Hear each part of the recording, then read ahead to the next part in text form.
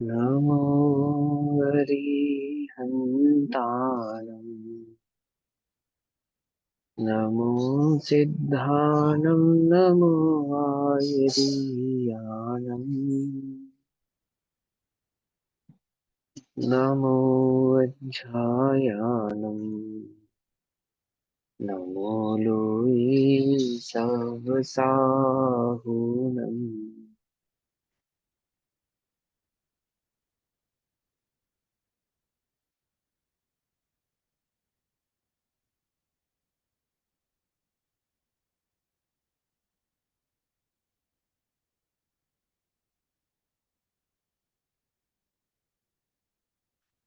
नमः समय साराय सहानुभूत्या च कासते चित्स्वभावाय भावाय सर्वभावान्तरच्छिदे।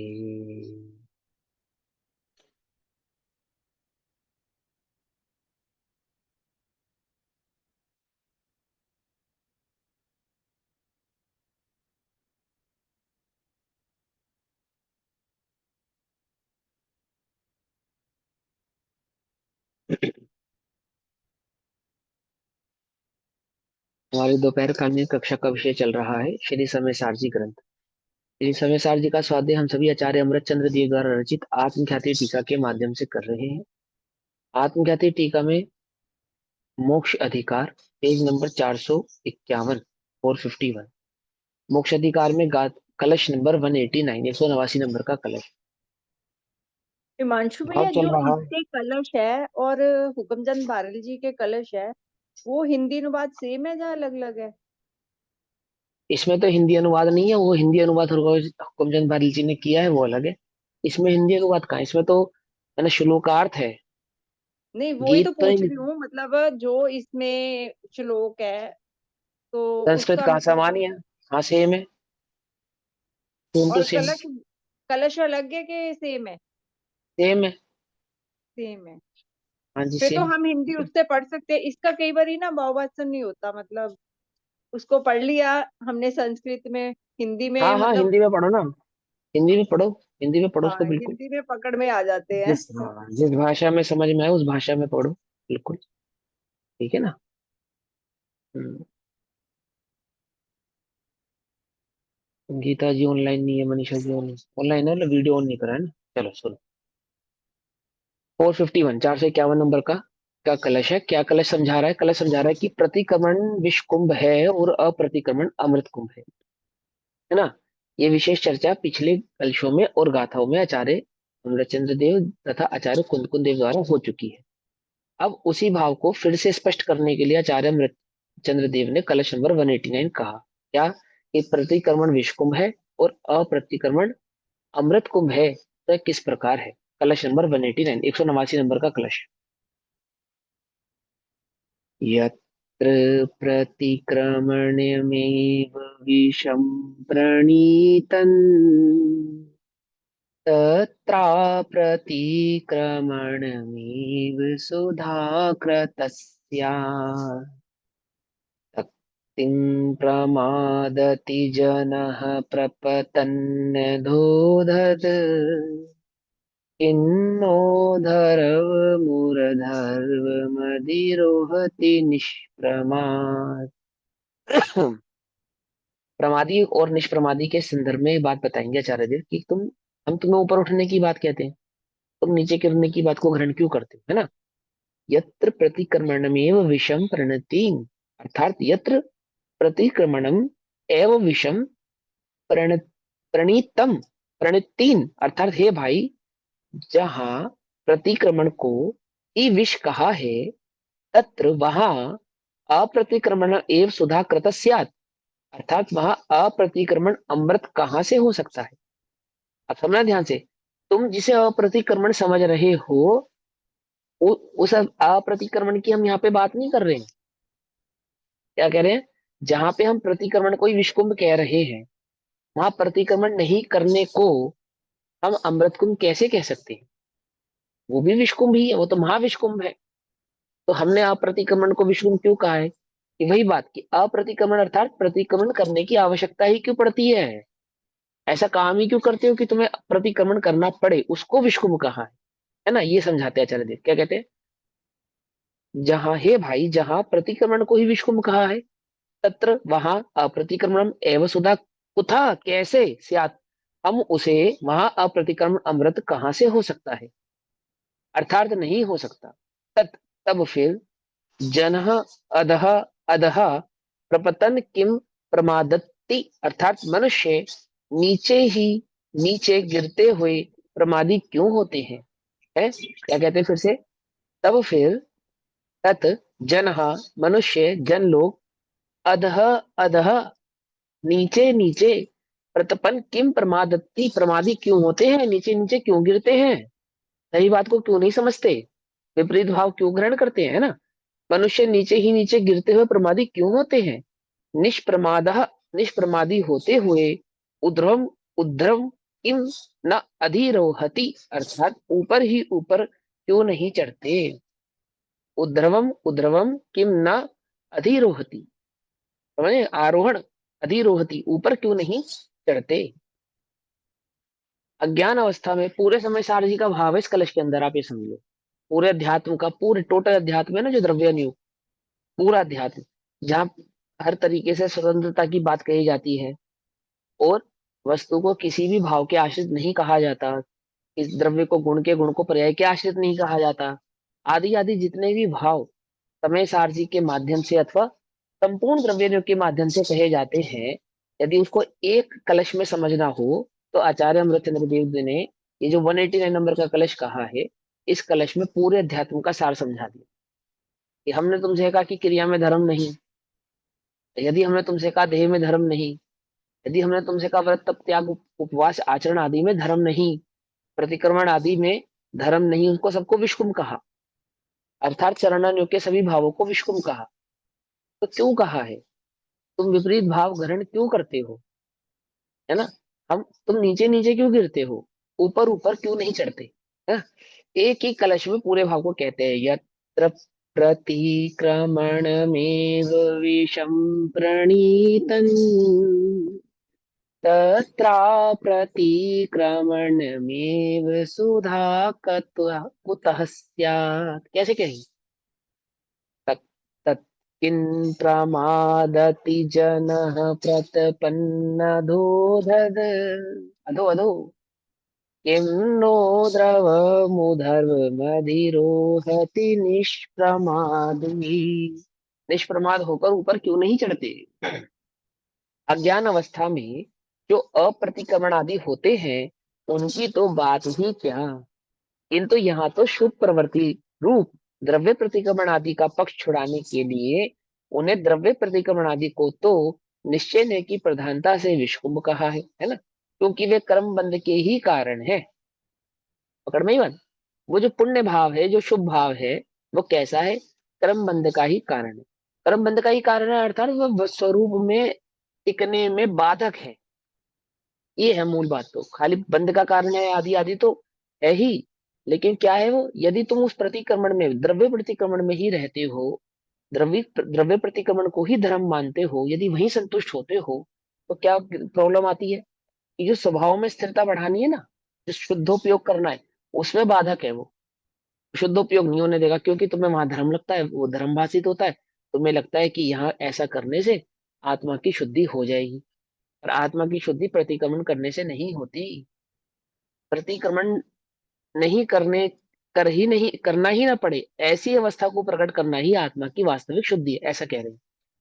तो निश्चय ने की प्रधानता से विष्कुंभ कहा है, क्योंकि वे कर्म बंध के ही कारण है, और प्रतिक्रमण अप्रतिक्रमण आदि से रहित ऐसी तीसरी भूमि, एक तो वो जो भोगों में लिप्त है, उसकी तो यहाँ बात ही नहीं की, दूसरी बात जो कषाय आदि भाव को छोड़ने का प्रतिक्रमण आदि करते हैं, यदि वे वहीं स्थिर हो जाते हैं, तो उनको उस प्रतिक्रमण का निषेध करते हैं, और प्रतिक्रमण और अप्रतिक्रमण, वो जो कर ही नहीं रहा था वो वाला अप्रतिक्रमण, और जिसने प्रतिक्रमण किया वो भाव, उन दोनों भावों से ऊपर एक तीसरी भूमिका है, उस तीसरी भूमि में क्या है, जो कि शुद्ध आत्म स्वरूप है, तथा प्रतिक्रमण आदि से रहित होने से अप्रतिक्रमण आदि रूप है, अर्थात वहां पे ऐसी अवस्था ही नहीं है कि जीव को किसी प्रकार का दोष लगे और उस दोष का जीव को प्रतिक्रमण आदि करना पड़े, है ना।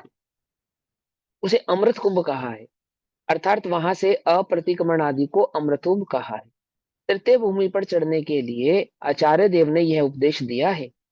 प्रतिक्रमण आदि को विष्कुंभ कहने की बात सुनकर जो लोग उल्टे प्रमादी होते हैं, विपरीत भाव ग्रहण करते हैं, उन्हें उनके संबंध में आचार्य कहते हैं कि यह लोग नीचे ही नीचे क्यों गिरते हैं।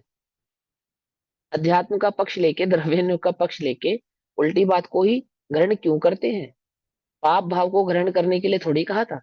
तो भैया आत्मा तो कुछ खाता नहीं, तो चाहे रात में खाए चाहे दिन में खाए, क्या फर्क पड़ता है। आत्मा तो कुछ भोगता नहीं, चाहे अच्छा भोगे चाहे पूरा भोगे, क्या फर्क पड़ता है। बोलो ये राग द्वेष का करता आत्मा है या नहीं। तो ये राग द्वेष का आत्मा तो करता ही नहीं है, तो खूब राग द्वेष करो। इसके लिए कहा था क्या, इसके लिए थोड़ी कह रहे हैं। ये सब चलता है ना उल्टा उल्टा, उल्टा उल्टा ग्रहण करते नहीं करते हम। दोष करता है और दोष को दोष नहीं जानता, क्या जानता है मैं तो करता हूँ। ये बड़ी गजब की रीत चली है। अनेकांतवाद। हाँ अनेकांत ही है, रोज दोष करे और दोष को दोष ना जाने। नहीं, कि आत्मा करता नहीं है तो खा लो, आत्मा भोगता नहीं है तो भोग लो। हाँ भोग लो। उसने समझा ही नहीं वो है तो स्वच्छंदपना है, ये तो स्वच्छंदपना स्वच्छंदी, है। स्वच्छंदी भाव है ना। प्रतिक्रमण की बात भी कह रहे हैं। जो भोगों में लिप्त है उनकी तो यहाँ चर्चा ही नहीं कर रहे हैं। यदि कोई भोग प्रवृत्ति छोड़ता नहीं है और अपने को आत्मा कहते हैं, उसकी बात नहीं कर रहे हैं हम, ये कह रहे हैं आचार्य। उसकी तो हम बात ही नहीं कर रहे, उसको उसको क्या कहा, हद था ना पिछले कलश में। उसकी बात नहीं कर रहे हैं, किसकी बात कर रहे हैं। वो जो स्वभाव की समझ रखता है, जिसको तत्व का सही निरूपण ज्ञात है, वो तत्व प्रतिपादन करके उसको तत्व की ओर उन्मुख करते हैं, अर्थात आत्मा की ओर उन्मुख करते हैं, आत्मा की ओर ले जाते हैं, उसकी बात कर रहे हैं। और किसको कहते हैं, किसको कहते हैं, उसको कहते हैं जो द्रव्य प्रतिक्रमण आदि कर रहे हैं उनको कहते हैं। जो भोगों में लिप्त है उनको नहीं कह रहे हैं, उनकी तो यह बात ही नहीं है। लेकिन अज्ञान अवस्था में जो अप्रतिक्रमण आदि होते हैं उनकी तो बात ही क्या, उनकी थोड़ी बात कर रहे हैं। अर्थात जो जिसका द्रव्य शुद्धि भी नहीं है ना, जिसको भोग कषाय आदि का सही सही भाव ही निरूपित नहीं है, पता ही नहीं है, जो भोगों में ही लिप्त है, उसकी तो हम बात ही नहीं कर रहे। हम तो उसकी बात कर रहे हैं जिसने भोग आदि भाव छोड़े हैं, जो अपने कषाय आदि भावों पे विजय पाना चाहते हैं, जो पाप आदि प्रवृत्ति नहीं करते हैं, उनको ऐसा उपदेश देते हैं कि भैया प्रतिक्रमण विषकुंभ है और अप्रतिक्रमण अमृत कुंभ है। प्रतिक्रमण करने वाले को ये उपदेश देते हैं, प्रतिक्रमण नहीं करने वाले को ये उपदेश नहीं देते। ऐसा ठीक है ना। क्या कहा, प्रमादी होते हैं उनके संबंध में आचार्य कहते हैं कि ये लोग नीचे ही नीचे क्यों गिरते हैं, ऐसा क्यों करते हैं, तृतीय भूमि में ऊपर ही ऊपर क्यों नहीं चढ़ते ना। जहां प्रतिक्रमण को विषकुंभ कहा है, वह निषेध रूप अप्रतिक्रमण ही अमृत कुंभ हो सकता है। क्या कहा, जहां प्रतिक्रमण को विषकुंभ कहा है, वहां प्रतिक्रमण करने की आवश्यकता ही ना पड़े, ऐसी भूमिका को अमृत कुंभ कहा है। ऐसा ठीक है क्या, फिर से पढ़े। जहां प्रतिक्रमण को विषकुंभ कहा है, वहां निषेध रूप, निषेध रूप अप्रतिक्रमण ही अमृत कुंभ हो सकता है। अर्थात जहां पे प्रतिक्रमण करने की आवश्यकता ही नहीं है, निषेध रूप, यहाँ यहाँ प्रतिक्रमण की क्या आवश्यकता है। सातवें आठवें नौवें 10वें 11वें आदि गुण स्थानों में प्रतिक्रमण नहीं होता, ऐसा कह रहे हैं आचार्य मुचन। वहां प्रतिक्रमण का क्या है, निषेध है। कह रहे वहां क्या है, वहां पे उसके लिए कह रहे हैं, तो क्या कहते हैं, अप्रतिक्रमण ही अमृत कुंभ हो सकता है। अज्ञानी का नहीं। हम्म इसलिए जो अप्रतिक्रमण आदि अमृत कुंभ कहे हैं, वे अज्ञानी के अप्रतिक्रमण आदि नहीं जानने चाहिए, किंतु तीसरी भूमि के शुद्ध आत्मा में जानने चाहिए। फिर से पढ़ते हैं। अज्ञानी के अप्रतिक्रमण आदि नहीं जानने चाहिए, किंतु तीसरी भूमि के शुद्ध आत्मा में जानने चाहिए। अप्रतिक्रमण आदि कौन सी, जो तीसरी भूमिका की, जो आत्मा के भाव की बात कही है, शुद्धात्म स्वरूप की बात कही है, शुद्धोपयोग की बात कही है, वहीं पे अप्रतिक्रमण आदि जानना चाहिए। अब इसी अर्थ को दृढ़ करता हुआ काव्य कहते हैं। एक और काव्य कहते हैं आचार्य अमरचंद्र देव, इसी भाव को और जो दृढ़ आपने करने के लास्ट टाइम बताई, अज्ञानी के लिए अप्रतिक्रमण नहीं जानने चाहिए, इसका क्या भाव हुआ? अग, अज्ञानी लिखा है ना, अग, अज्ञानी के, जो अज्ञानी अज्ञानी जो अज्ञानी जीव अप्रतिक्रमण में लिप्त हैं, अर्थात जो प्रतिक्रमण नहीं कर रहे नहीं हैं। करते। अच्छा। प्रतिक्रमण का क्या मतलब है? हाँ। दोष को दोष जानकर उनको स्वीकार कर कर उनकी मिथ्या। निवृत्ति करना, है ना? इसका नाम है प्रतिक्रमण। प्रतिक्रमण। पहले दोष को दोष जाने, फिर उस दोष को सुधार करे, उस पे उससे निवृत्ति करे, निवृत्ति करने का जो उपाय करता है उसका नाम प्रतिक्रमण कहलाता है। अज्ञानी को भी नहीं है, हम्म। ना तो दोष को दोष जानता है और ना दोष को जानकर उसको दूर करने का उपाय करता है। ऐसा क्योंकि दोष ही प्रतिक्रमण नहीं है। अज्ञानी तो करता ही नहीं, है ना? तो वो कह रहे हैं कि दो नहीं, दोष ही तो है ना वो, अज्ञानी को दोष तो है ना। नहीं, ज्ञानी के दोष नहीं है ना, अज्ञानी, इसलिए अब। अज्ञानी की बात कर रहे हैं पहले। हम्म। पहले अज्ञानी की बात लिखी ना यहाँ पे। हम्म। आपने प्रश्न ये पूछा कि यहाँ पे जो लिखा है कि अज्ञानी के प्रतिक्रमण नहीं जानने चाहिए, अज्ञानी के अप्रतिक्रमण नहीं जानने चाहिए, उस लाइन का क्या अर्थ है? ये प्रश्न है ना आपका। हम्म। हाँ, तो ठीक है, अज्ञानी के अर्थात क्लियर। जो भोगों में लिप्त हैं वो तो प्रतिक्रमण आदि कर ही नहीं रहे। हम्म। पकड़ में बात, उनके अप्रतिक्रमण है ऐसा नहीं जानना चाहिए। ये तो ज्ञानी की बात कर रहे हैं, वो भी किस ज्ञानी की? जो शुद्धात्म स्वरूप में स्थित है उस ज्ञानी की, अर्थात जो शुद्धोपयोग में स्थित है उस ज्ञानी की बात यहाँ पे कर रहे हैं। ठीक है। क्या? यहाँ पे अब फर्स्ट इसी मतलब वाला बताया ना, एक फर्स्ट वाला एक तीसरी वाला, सेकंड वाले को तो नहीं किया उन्होंने। क्या नहीं किया? मतलब जैसे सेकंड वाले को बोला ना, सेकंड स्टेज वाले जो द्रव्य प्रतिक्रमण करते हैं उनका नहीं उन्होंने रेफरेंस दिया यहाँ पे लास्ट में। उन्होंने कह दिया ना कि उनको ये उपदेश देते हैं कि वो प्रतिक्रमण है। नहीं सब। जो मैं फिर से एक तो पढ़ देता हूँ, फर्स्ट कोई बात स्टेज नहीं। है जो तो अज्ञानी है, जो तो जिसको तो कुछ पता ही नहीं है।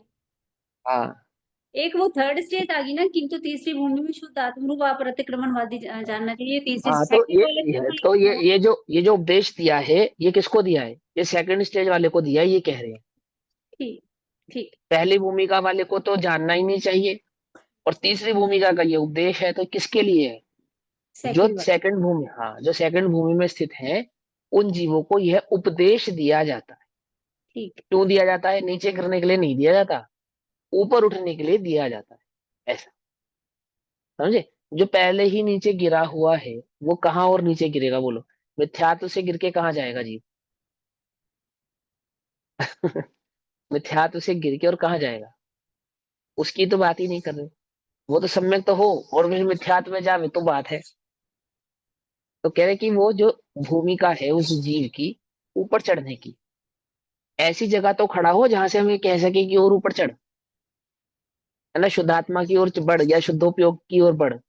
जो खड़ा ही नहीं है, जो पहले ही गिरा है उसे तो पहले खड़ा करने की बात करेंगे, चढ़ने की बात तो बाद में करेंगे। नहीं होते समझ? जो गिरा है अर्थात जो मिथ्यात्व में कषायों में भूगों में लिप्त है वो गिरा हुआ है, उसे खड़ा करेंगे। जो खड़ा है उसे आगे बढ़ाएंगे, ऐसा। ठीक। अब इसी अर्थ को दृढ़ करता हुआ काव्य कहते हैं। काव्य नंबर 190, 190 नंबर का काव्य कहते हैं। हाँ, पृथ्वी छंद में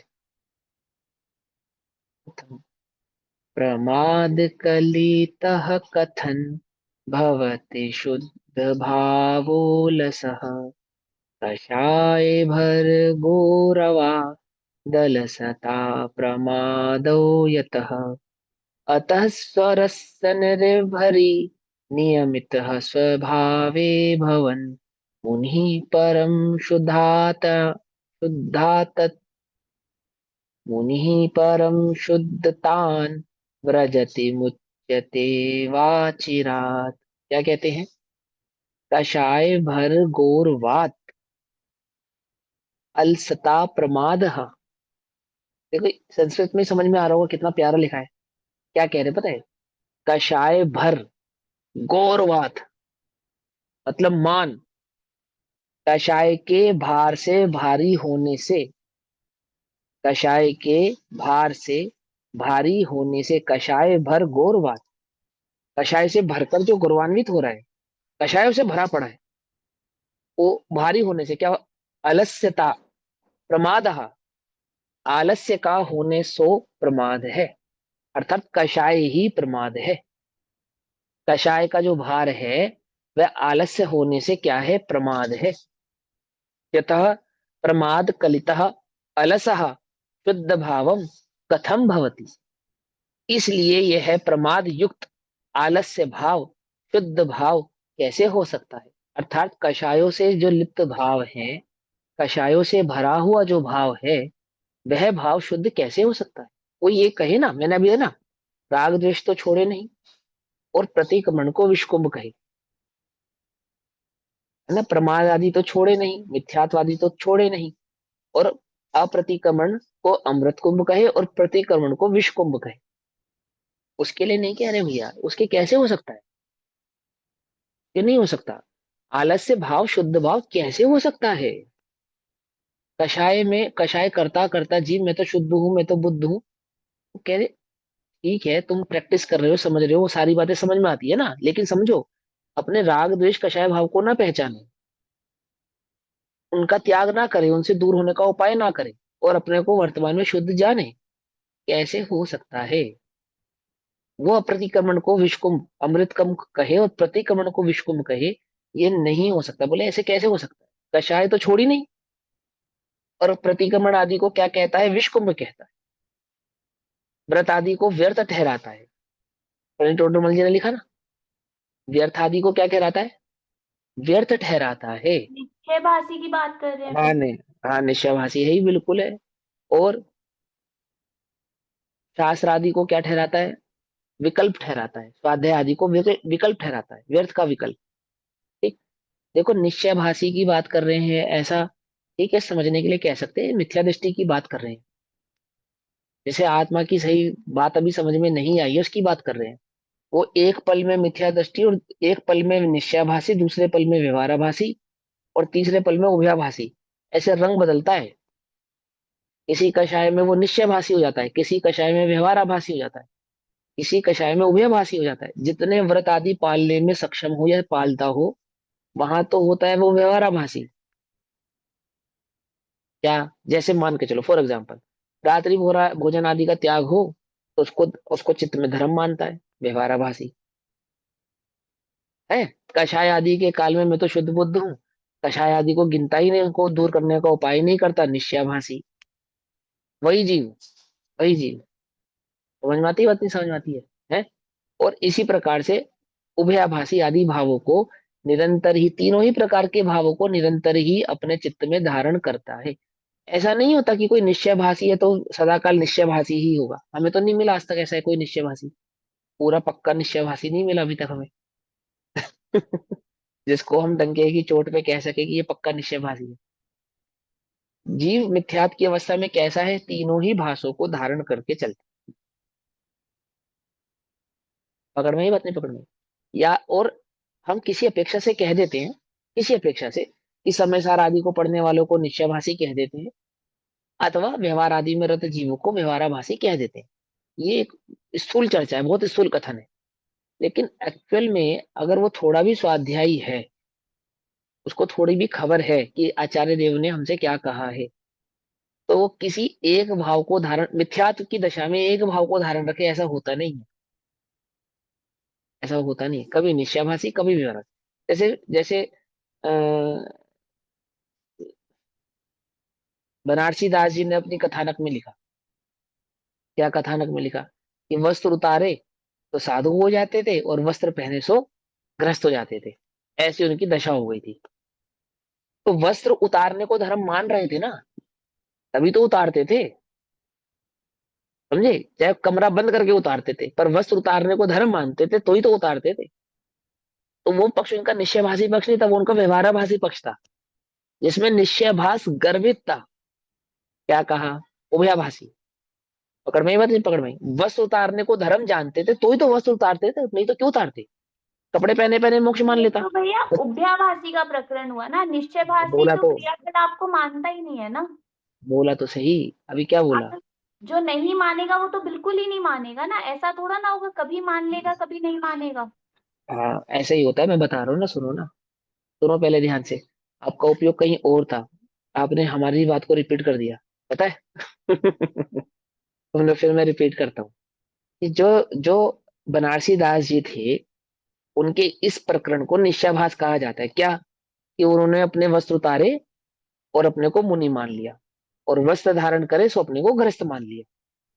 मैं ये कह रहा हूं कि वो वास्तव में निश्चयाभास या व्यवहाराभास नहीं, उभयाभास था।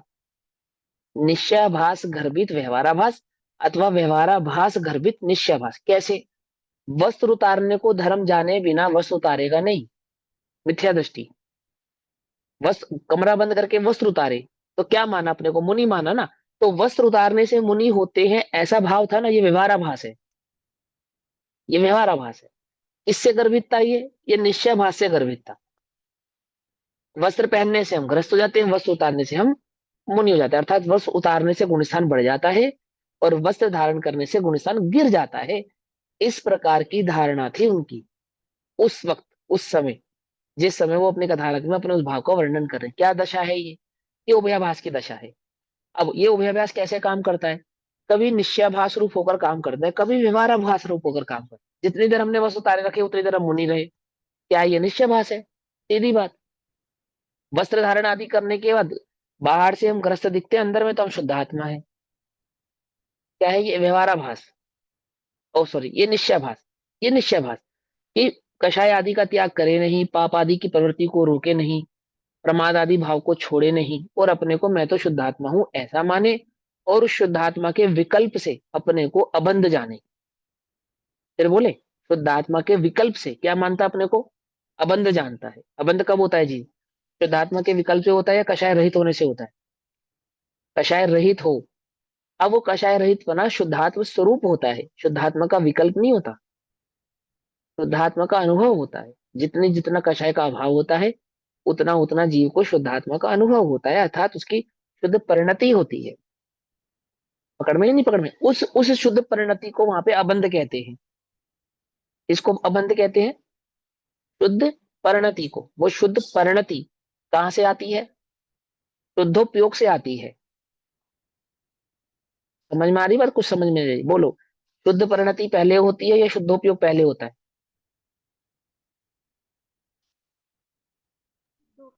शुद्धोपयोग तो पहले होगा, के फिर साथ वो साथ परिणति जितनी आएगी। कषायों का भाव एक होगा एक उतनी करके। उतनी शुभ परिणति रहेगी। मेरा क्वेश्चन ये है कि मिथ्या दृष्टि जीव को पहले क्या होगा? पहले शुद्ध परिणति होती है या पहले शुद्धोपयोग होता है? पहले शुद्ध उपयोग होता है। अच्छा, कैसे? फिर बाद में शुद्ध शुद्ध परिणति होती है? शुद्ध परिणति होगी पहले। पहले शुद्ध परिणति होगी, फिर ही शुद्धोपयोग होगा ना। हाँ, पहले ठीक जगह है। पे तो आएंगे ना हम। बिल्कुल सही कहा है ना, गलत नहीं कहा, गड़बड़ नहीं करी। मैं तो तुम्हारे टेस्ट ले रहा था बस, दोनों ध्यान से। शुद्धोपयोग पूर्वक शुद्ध परिणति होती है, शुद्ध परिणति पूर्वक शुद्धोपयोग नहीं होता है। पकड़ में? बात नहीं पकड़ में? पहले जीव शुद्धोपयोगी होता है, शुद्धोपयोग होने के बाद जितनी देर तक वह गुणस्थान बना रहे, समझे, वो उतनी देर तक के काल को शुद्ध परिणति कहते हैं। पहले गुणस्थान से जीव दूसरे तीसरे चौथे ऐसे नहीं, पहले से सीधा चौथे पे आता है। किसके बल पे? शुद्ध परिणति के बल पे नहीं, शुद्धोपयोग के बल पे आता है। वहां जो शुद्धोपयोग हुआ कितने देर के लिए हुआ? एक समय, दो समय, तीन समय, चार समय के लिए शुद्धोपयोग रहा। शुद्धोपयोग होने के बाद सीधा गुणस्थान गिर गया, ऐसा नहीं। शुद्धोपयोग से बाहर आने के बाद जितने काल पर्यंत वह गुणस्थान बना रहा, चौथा, पांचवा, छठा, सातवां, जो भी आमू कामू, तो जिस गुणस्थान में जीव बना रहा, यदि वह पहला नहीं है, पहला गुणस्थान नहीं है, तो वह गुणस्थान क्या कहलाएगा? शुद्ध परिणति का गुणस्थान कहलाता है। पकड़ में? बात नहीं पकड़ में? शुद्ध दोबारा परिणति से बाद में repeat होती है। करना। हाँ, जैसे जीव को सम्यक दर्शन प्रकट हुआ, तो सम्यक दर्शन प्रकट करता है तो कैसे प्रकट करता है? आत्मानुभूति पूर्वक प्रकट करता है ना। आत्मानुभूति पूर्वक सम्यक दर्शन प्रकट होगा। वो जो आत्मानुभूति का काल है वह है शुद्धोपयोग का काल। उस शुद्धोपयोग के काल को जितनी देर वह शुद्धोपयोग का काल रहा, एक समय, दो समय, तीन समय, चार समय, जितने समय वो रहा, उससे जब वह बाहर आया, शुद्धोपयोग से जब वह बाहर आया, उस काल से लेकर जब तक उस गुणस्थान प्रमाण में जीव बना रहेगा, लाइक चौथे गुणस्थान में आया तो चौथे गुणस्थान प्रमाण बना रहा, पांचवे में आया तो पांचवें प्रमाण बना रहा, जब तक वह कहानी गिरता नीचे के गुण स्थानों में नहीं जाता, उतने काल पर्यंत क्या कहलाती है? शुद्ध परिणति कहलाती है। पकड़ में ही बात? जितनी देर चौथे में रहेगा तो उतनी देर एक कषाय चौकड़ी के अभाव रूप शुद्ध परिणति कहलाएगी। जितनी देर पांचवे में रहेगा उतनी देर दो कषाय चौकड़ी के अभाव रूप शुद्ध परिणति कहलाएगी। जितनी देर छठे सातवें आदि गुण स्थानों में रहेगा उतनी देर तीन कषाय के अभाव रूप शुद्ध परिणति कहलाएगी।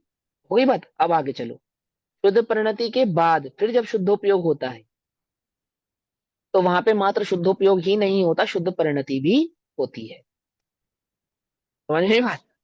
फिर बोले शुद्धोपयोग होने के बाद शुद्ध परिणति, लेकिन शुद्ध परिणति के काल में होने वाला जब शुद्धोपयोग होता है वह शुद्धोपयोग कैसा होता है कि शुद्ध परिणति के साथ ही होता है। वहां पे शुद्ध परिणति भी होती है और शुद्धोपयोग भी होता है, दोनों साथ रहते हैं, ऐसा होता है। ठीक, अब ये ऐसे बात इसका कहाँ से चली? एग्जाम्पल देना, ये लास्ट वाली लाइन का, आप जो आपने बोला शुद्ध परिणति के साथ शुद्धोपयोग रहता है, मतलब क्या छठवें सातवें पांचवें गुण गुण, स्थान?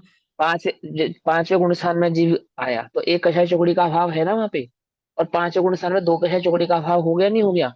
तो अनुभूति के काल में जितना जितना कषाय का अभाव वर्त ही रहा है, वर्त रहा है ना कषाय, शुद्धोपयोग तो वर्त ही रहा है, उसमें तो कोई बात ही नहीं है। लेकिन साथ के साथ उस शुद्धोपयोग में उतनी कषाय का अभाव भी तो साथ साथ वर्त रहा है ना। जो कषाय के अभाव रूप है वो तो शुद्ध परिणति है, और जो आत्मा में उपयोग की स्थिरता है वो शुद्धोपयोग है। समझ में आई बात? जो स्वरूप में स्थिरता है वो शुद्धोपयोग है, उस शुद्धोपयोग के साथ साथ जो कषाय का अभाव वर्त रहा है वो शुद्ध परिणति है।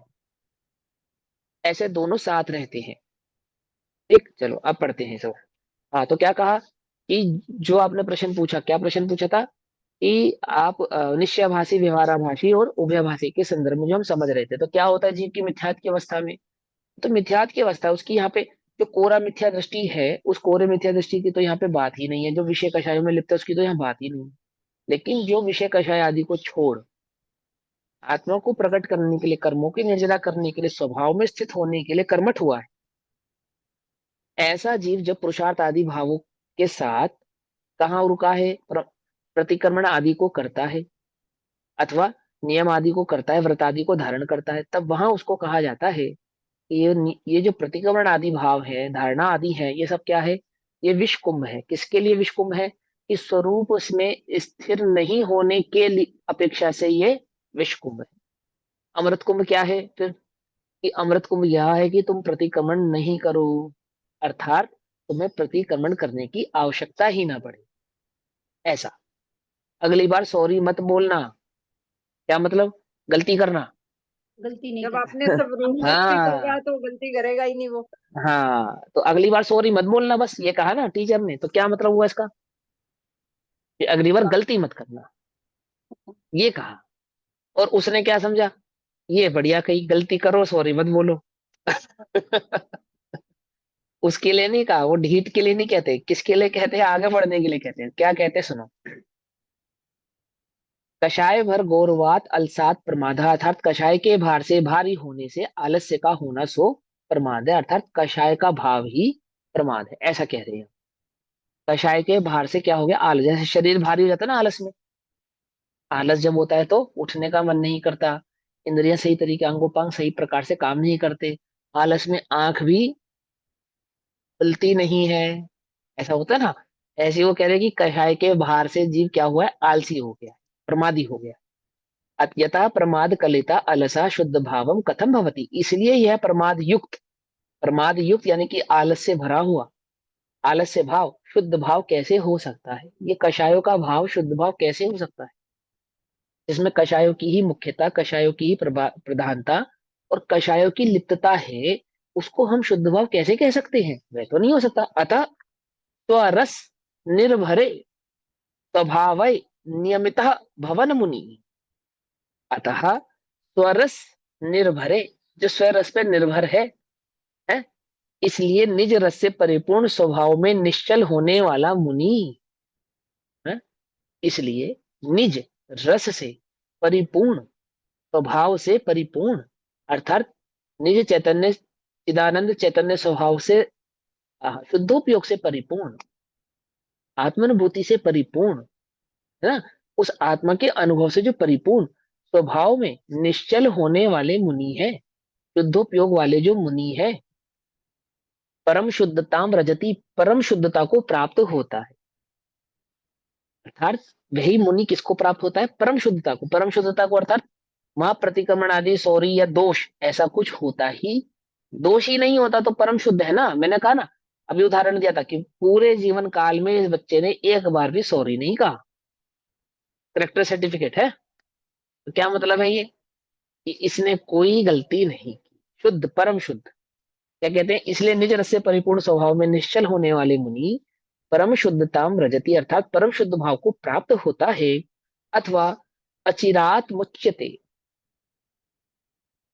अचिरात मुच्यते, अल्प काल में ही मैंने चिरकाल यानी कि लंबा काल, और अचिर थोड़ा काल, है ना। चिरकाल, चिरकाल सुना ना, चिरकाल लंबा काल, बहुत लंबा काल, और अचिरकाल अर्थात थोड़े काल में ही, अल्पकाल में ही। मुच्यते अचिरात मुच्यते, शीघ्र अल्पकाल में ही कर्म बंध से छूट जाते हैं, मुच्यते छूट जाते, थोड़े ही समय में इस संसार आदि से छूट जाते हैं।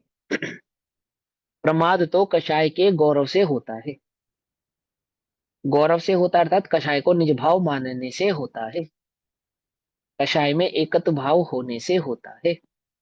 इसलिए प्रमादी के शुद्ध भाव नहीं होता, अर्थात मिथ्या दृष्टि के शुद्ध भाव नहीं होता। जो मुनि उद्यम पूर्वक स्वभाव में प्रवृत्त होता है वह शुद्ध होकर मोक्ष को प्राप्त करता है, अर्थात जो प्रमाद आदि को छोड़ता है, कषाय आदि का अभाव करता है, शुद्धात्म स्वरूप को प्रकट करता है, वही अल्प काल में मोक्ष को प्राप्त करता है। अब मुक्त होने का अनुक्रम दर्शक काव्य कहते हैं। मुक्त होने का अनुक्रम दर्शक काव्य कहते हैं, अर्थात ये काव्य क्या दर्शाएगा, मुक्त होने का क्रम समझाएगा। ठीक है ना, ये काव्य मुक्त होने का क्रम। कलश नंबर 191, 191 नंबर का कलश।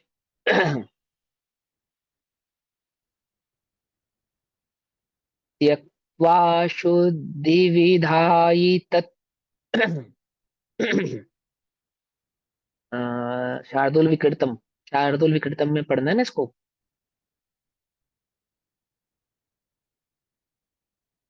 त्यक्त्वा शुद्धि विधायि तत् किल पर द्रव्यम समग्र स्वयं। मुझे ले, मैं तो ले भूल गया एकदम से। अ, ये ना मंगलाष्टक के कुर्वन्तु ते मंगलम वाली। हाँ यही वाली लाइन है इसके लिए। वही था। शुद्धि विधाई तत्, मैं भी भूल गई। त्यक्त्वा शुद्धिविधायि तत् किल परद्रव्यं समग्रं स्वयं, सद्रव्यैरतिमेति यः स नियतन् सर्वापराध्यच्युतः, बन्धध्वंसमुपेत्य नित्यमुदितः, प्रज्योतिरच्छोलच्छल चैतन्यामृत पूर्ण पूर्ण महिमा, शुद्धो भवन् मोच्यते। यह किल अशुद्ध विधायी परद्रव्यम तत्समग्रम त्यक्त्वा, त्यक्त्वा त्यागना, जो पुरुष वास्तव में यह किला अशुद्धि विधायी परद्रव्यम अर्थात वास्तव में अशुद्धता करने वाले समस्त परद्रव्यों को छोड़कर, अशुद्धता करने वाले समस्त परद्रव्य कौन कौन से, द्रव्य कर्म, नोकर्म और भाव कर्म। कर्म। पर समझ में रहे हो? तीनों। एकत्व ममत्व नहीं ले सकते। हाँ, भाव कर्म में आ गया ना ये राग द्वेष, ठीक है ना।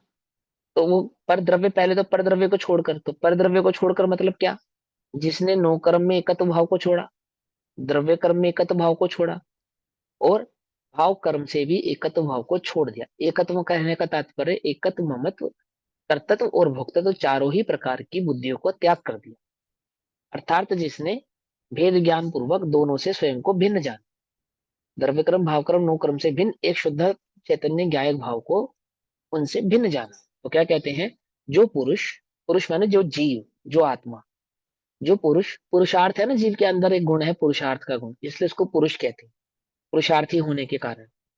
जो पुरुष वास्तव में जो पुरुषार्थी जीव वास्तव में अशुद्धता करने वाले समस्त प्रद्रव्यों को छोड़कर, अनुक्रम क्या है, पहले राग द्वेष को छोड़कर, ऐसा जो परमेकत्व बुद्धि इसको छोड़कर, पहला अनुक्रम है ना, अशुद्धता को छोड़कर स्वयं स्वद्रव्य रतिम यति, अर्थात स्वयं स्वद्रव्य में लीन होता है, रति करता है, रतिम रत होता है, रत होता है अर्थात लीन होता है।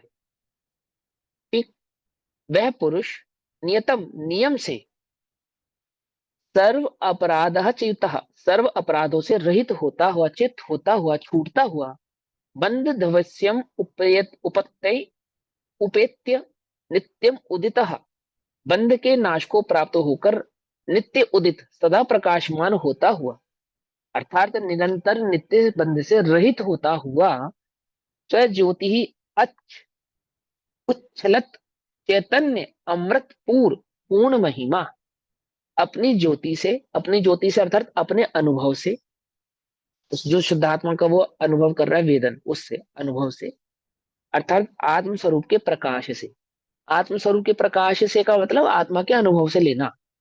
प्रकाश से का अर्थ ये नहीं लेना कि वहां पे उसको कोई प्रकाश हो जाएगा, अंधकार दूर हो जाएगा और वो ये सब, ये जो शब्द कहे जाते हैं क्योंकि उस अनुभूति को प्रकट करने के लिए अन्य शब्द नहीं है ना, इसलिए इसको प्रकाश, रस ऐसे शब्दों से कहा जाता है। शब्द की सीमा है, क्या करें, शब्द उस असीम भाव को नहीं कह सकता, तो इसलिए सीमित भावों से उसको कहना पड़ता है। शब्द हर जगह शब्दार्थ नहीं लेना, भावार्थ भी लेना उसका। तो क्या कहते हैं, नित्य उदित सदा प्रकाशमान होता हुआ, अर्थात सदा स्वयं से अनुभव में आता हुआ, अपनी ज्योति से, अपने अनुभव से निर्मलतया उछलता हुआ जो, अर्थात कषाय रहित भाव जो प्रकट हो रहा है।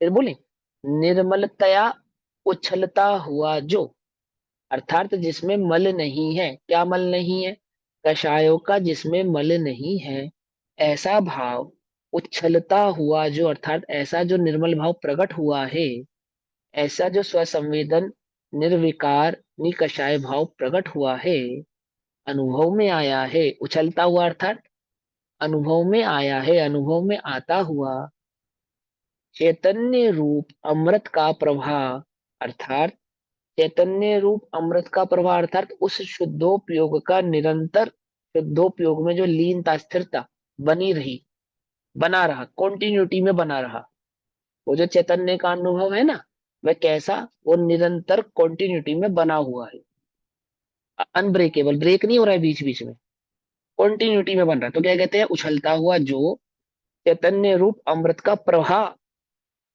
उसके द्वारा जिसकी पूर्ण महिमा है, ऐसा शुद्ध होता हुआ कर्मों से मुक्त होता है। अर्थात सिंपल सिंपल भाषा में कहें कि निज और पर का भेद विज्ञान प्रकट करने के बाद निज में लीन होता हुआ शुद्धात्म स्वरूप के रस का अनुभव करता हुआ, निरंतर अनुभव करता हुआ जीव आठों ही कर्मों अथवा चारों ही प्रकार के कर्मों से, ऐसा भी समझो चाहे आठा समझो, कोई उसमें आपत्ति वाली बात नहीं है, कि कर्मों से मुक्त होता हुआ केवल ज्ञान को प्रकट करता है, पूर्णतः मुक्त होता है, अर्थात केवल ज्ञान को प्रकट करता है। ऐसा नहीं कि पहले अनुभव किया फिर छूटा, फिर गुणस्थान गिरा, फिर अनुभव। क्या कहते हैं, मुक्त होने का क्या उपाय है, शुद्धात्म स्वरूप का अनुभव करता हुआ, वेदन करता हुआ, किस रीति से, वेद विज्ञान की रीति से, है ना, मान निज और पर को भिन्न जानकर, निज में निज चैतन्य ज्ञायक भाव की स्थिरता कर कर, कैसा है वह स्थिर ज्ञायक भाव, जिसमें कषायों का मल नहीं है, अर्थात पूर्ण वीतरागमय है, निर्मल पूर्ण वीतरागमय है, पूर्ण वीतरागमय होता हुआ शुद्धोपयोग में कॉन्टिन्यूटी में अपने आत्मा का वेदन करता हुआ क्या होता है, सभी प्रकारों के कर्मों से मुक्त हो जाता है, अर्थात केवल ज्ञान को प्रकट करता है। भावार्थ, जो पुरुष पहले समस्त परद्रव्य का त्याग करके निज द्रव्य में आत्म स्वरूप में लीन होता है, अर्थात भेद विज्ञान पूर्वक निज और पर की खबर करता है, ठीक है ना, निज को निज जानता है, पर को पर जानता है, अर्थात निज को निज जानने पर का त्याग कर देता है।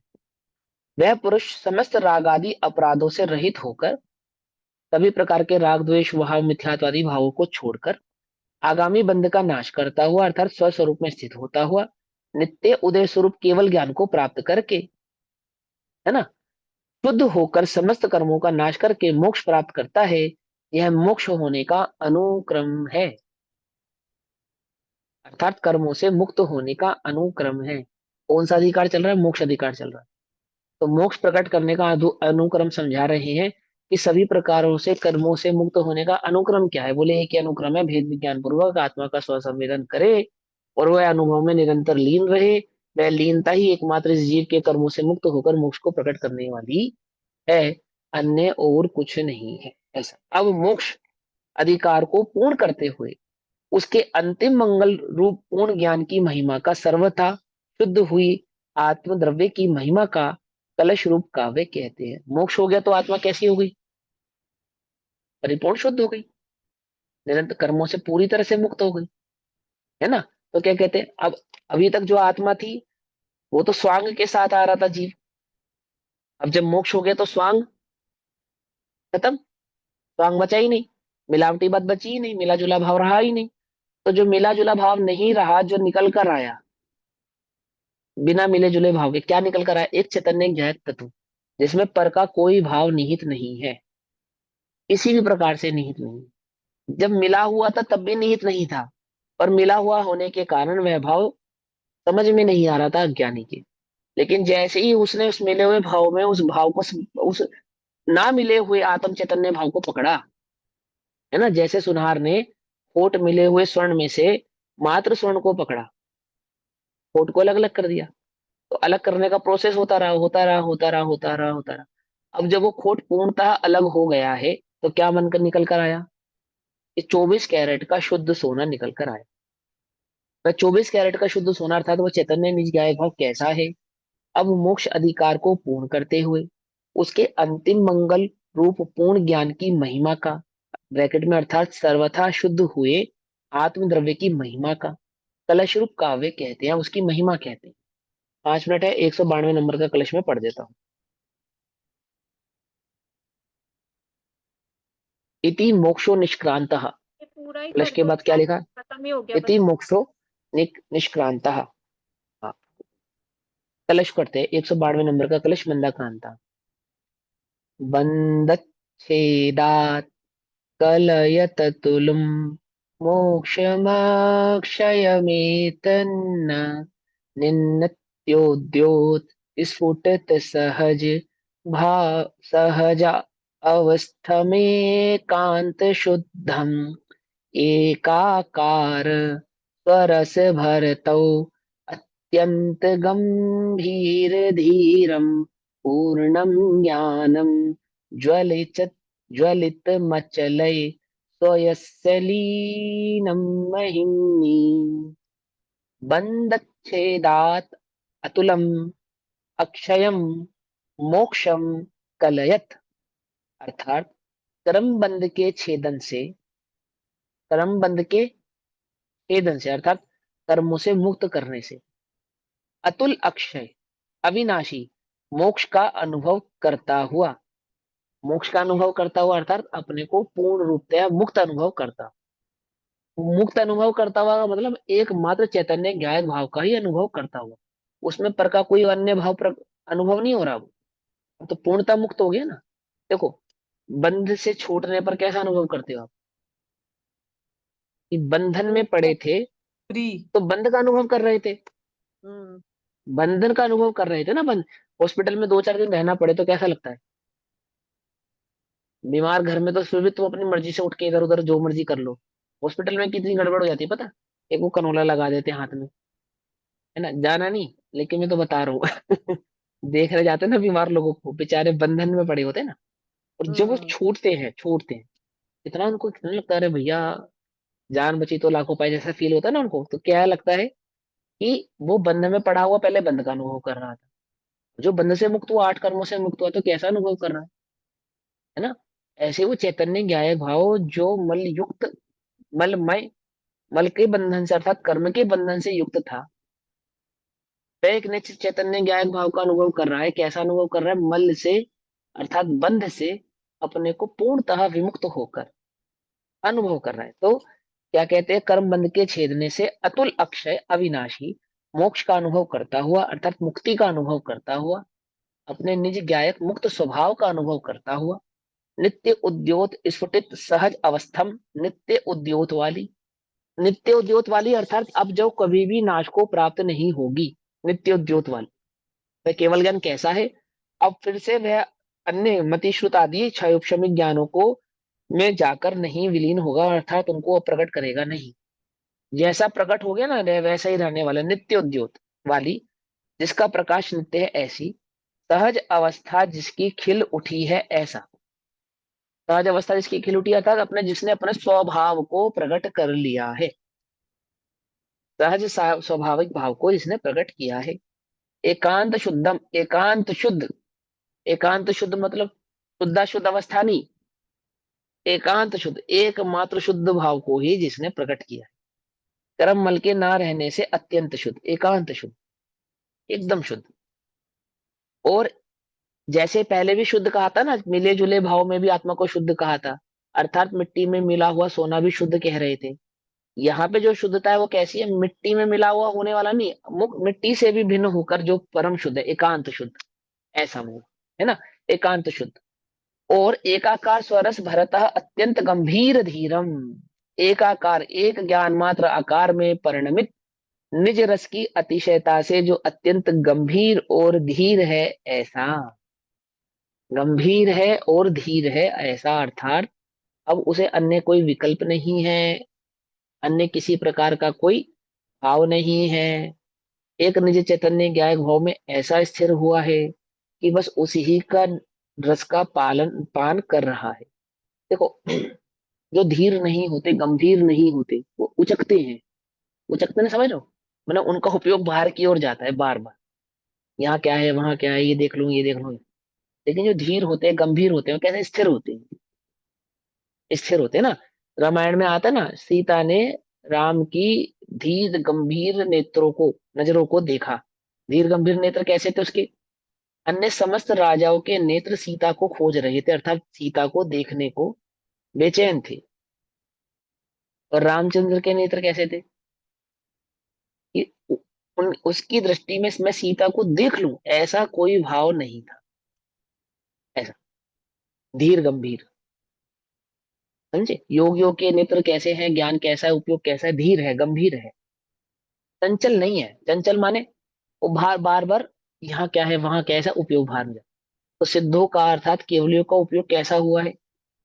अब पर को जानने का, पर में जाने का कोई विकल्प नहीं, कोई अवकाश नहीं है। वो इस निज चैतन्य ज्ञायक रस में ऐसे सारोबार, ऐसे स्थिर हुए कि बस अब निरंतर उसी ही का वेदन, उसी ही का वेदन, उसी ही का वेदन निरंतर कर रहे हैं। धीर वीर धीर गंभीर प्रकाशित हो उठा है, कैसा है? निज रस की अतिशयता से, निज रस की, निज चैतन्य ज्ञायक भाव के अनुभव की। निज रस माने निज अनुभव, क्षण भर निज रस को पीछे तन। बोलो भैया, कौन सी जूस निकालने की मशीन में डाले कि उसमें से रस निकलेगा? निज जिसने रस, इसको चखा है ना वही बता सकता है इसका रस। निज रस है ना वो। निज रस का मतलब ये थोड़ी इसका कोई जूस है, निज रस है नहीं, निज स्वाद, निज का अनुभव, चैतन्य का अनुभव है ना।